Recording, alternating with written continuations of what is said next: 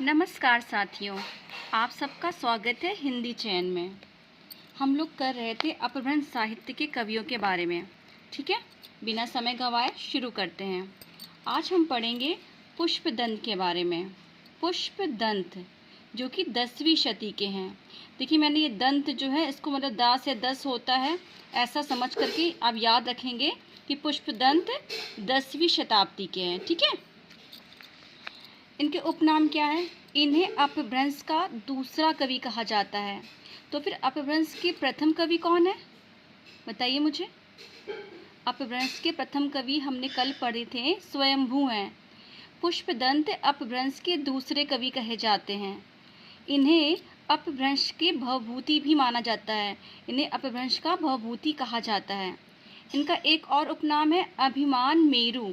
ये अपने आप को अभिमान मेरु कहते हैं। ठीक है, पहले ये शैव थे, बाद में अपने आश्रयदाता के अनुरोध पर ये जैन हो गए। ठीक है, पहले क्या थे? ये शैव थे, बाद में अपने जो उनके आश्रयदाता उनके अनुरोध पर ये जैन हो गए थे। इनके प्रमुख ग्रंथ देख लेते हैं हम लोग। महापुराण, रणकुमार चरिव, जसहर चरिव, आदि पुराण और उत्तर पुराण। महापुराण, इसमें राम और कृष्ण के चरित्र का वर्णन है। ठीक है, महापुराण। और स्वयंभू में क्या था? स्वयंभू में सिर्फ राम का वर्णन था। महापुराण में राम और कृष्ण के चरित्र का वर्णन है। इसमें 63 महापुरुषों की जीवन घटनाओं का वर्णन किया गया है। रणकुमार चरित, इसे नाग कुमार चरित भी कहते हैं। अगर एग्ज़ाम में नाग कुमार चरित आ जाए तो भी ये किसकी रचना है? तो भी ये हमारे पुष्पदंत की रचना है।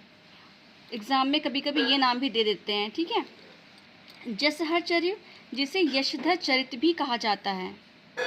दोनों में से कोई सा भी नाम आ जाएगा तो वो किसकी रचना होगी? पुष्पदंत की। क्लियर है आपको? फिर इनकी रचना है आदि पुराण और उत्तर पुराण।